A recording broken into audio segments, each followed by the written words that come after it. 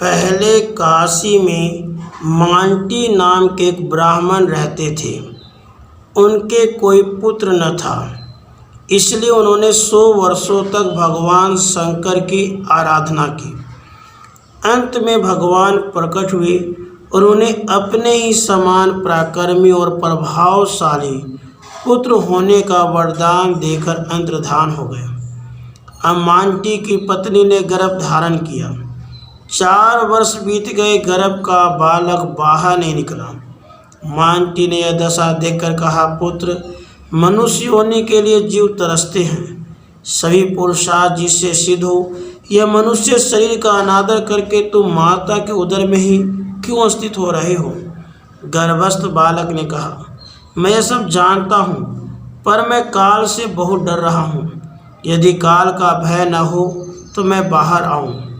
यह सुनकर मांटी भगवान सदाशिव के शरण गए और उनके आदेश से धर्म, ज्ञान, वैराग्य और ऐश्वर्य ने आश्वासन दिया कि हम तुम्हारे मन से कभी अलग न होंगे। इसी प्रकार अधर्म, अज्ञान आदि ने भी कभी उनके पास न फटकने की प्रतिज्ञा की। ऐसा आश्वासन मिलने पर भी जब बालक उत्पन्न हुआ तब कांपने और रोने लगा। इस पर विभूतियों ने कहा, मांटी, तुम्हारा यह पुत्र काल से भीत होकर रोता और कांपता है, इसलिए यह काल भीति नाम से प्रसिद्ध होगा। संस्कारों से युक्त होकर काल भीति ने पाशुपत मंत्र की दीक्षा ली और तीर्थ यात्रा के लिए निकल पड़ा। वह महिसागर संगम पे पहुंचा और वहां स्नान करके उसने पूर्वोक्त मंत्र का 1 करोड़ जप किया। लौटने पर एक बिल वृक्ष के समीप पहुंचने पर उसकी इंद्रियां लय को प्राप्त हो गई और क्षण भर में वह केवल परमानंद स्वरूप हो गया। 2 घड़ियों तक समाधि में स्थित होने के पश्चात वह पुनः पूर्वावस्था में आया और यह देखकर उसे बड़ा विस्मय हुआ। वह मन ही मन कहने लगा, मुझे ऐसा आनंद किसी भी तीर्थ में नहीं मिला। लगता है यह स्थान अत्यंत श्रेष्ठ है, अतः मैं यहीं रहकर बड़ी भारी तपस्या करूँगा।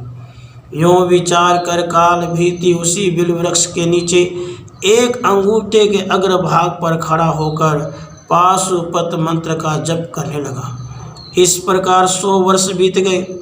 उसके बाद एक मनुष्य उनके सामने जल से भरा घड़ा लेकर आया और बोला, महामते, आज आपका नियम पूरा हो गया, अब इस जल को ग्रहण कीजिए। इस पर काल भीति ने कहा, आप किस वर्ण के हैं, आपका आचार व्यवहार कैसा है, इन सब बातों को आप यथार्थ रूप से बतलाइए।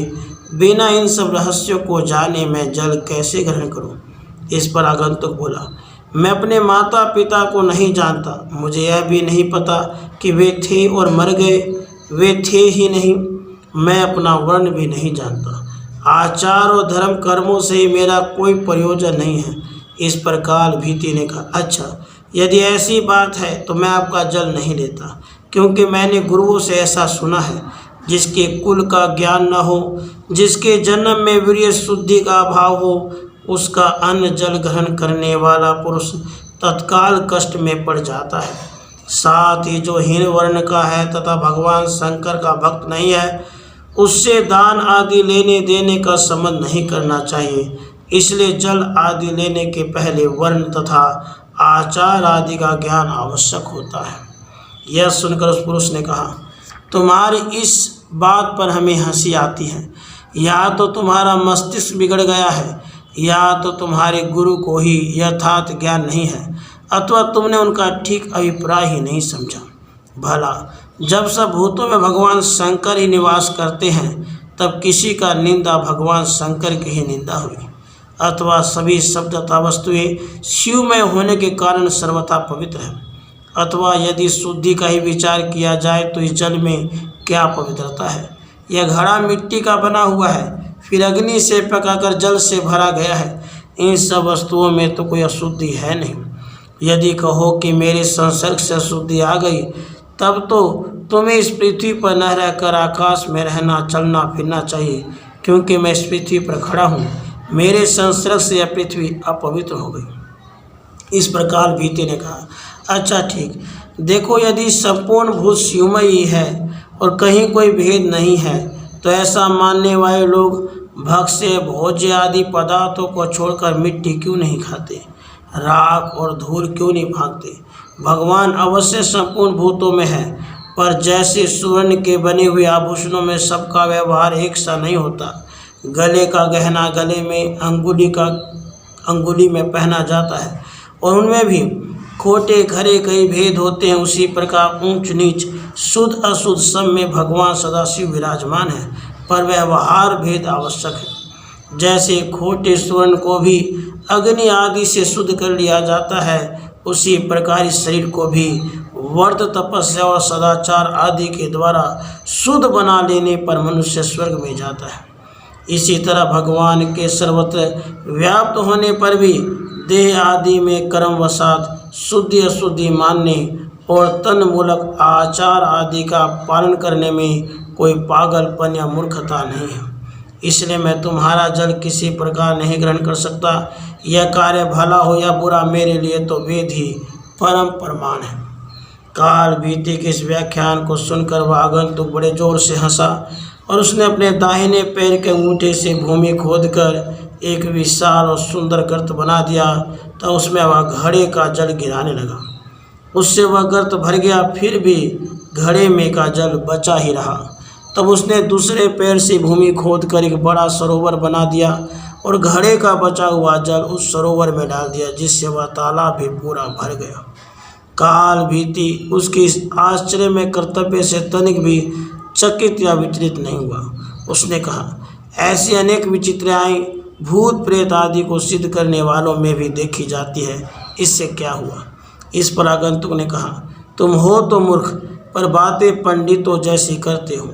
पुराण वेता विद्वानों के मुख से क्या ये श्लोक तुमने नहीं सुना। कुपो अन्यस्य घटो अन्यस्य रजुरनस्य भारत पाययत्यक्य पीबत्यक्य सर्वे ते संभागिनः।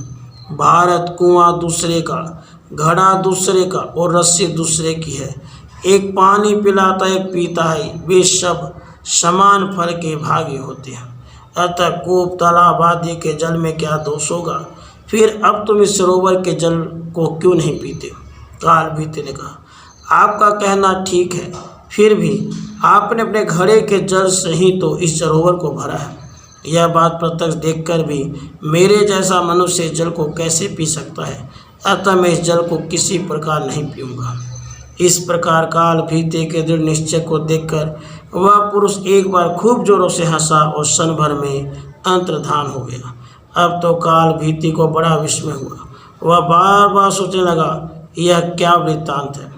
इतने में ही उस बिल वृक्ष के नीचे एक अत्यंत तेजस्वी बाण लिंग प्रकट हो गया। आकाश में गंधर्व गाने लगे। इंद्र ने पारिजात के पुष्पों की वर्षा की। यह देखकर काल भीति भी बड़ी प्रसन्नता से प्रणाम करके भक्तिपूर्वक भगवान शिव की स्तुति करने लगे। स्तुति से प्रसन्न होकर भगवान शंकर ने उस लिंग से प्रकट होकर काल भीति को प्रत्यक्ष दर्शन दिया और कहा, वश तुम्हारी आराधना से मैं बड़ा संतुष्ट हूँ।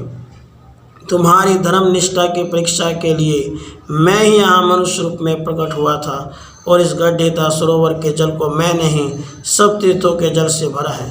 तुम मनोवांछित वर मांगो, तुम्हारे लिए मुझे कुछ भी अदेय नहीं है। काल भीति ने कहा, यदि आप संतुष्ट हैं तो सदा यहाँ निवास करें। आपके शुभ लिंग पर जो भी दान पूजन आदि किया जाए वह अक्षय हो। जो इस गर्त में स्नान करके पितरों को तर्पण करे उसे सब तीर्थों का फल प्राप्त हो और उसके पितरों को अक्षय गति की प्राप्ति हो। भगवान सदाशिव ने कहा, जो तुम चाहते हो वह सब होगा। साथ ही तुम नंदी के साथ मेरे दूसरे द्वारपाल बनोगे। काल मार्ग पर विजय पाने से तुम महाकाल के नाम से प्रसिद्ध हो जाओगे। यहाँ करंदम आएंगे, उन्हें उपदेश करके तुम मेरे लोक में चले आना। इतना कहकर भगवान अंतर्धान हो गए। राधे कृष्ण, राधे कृष्ण।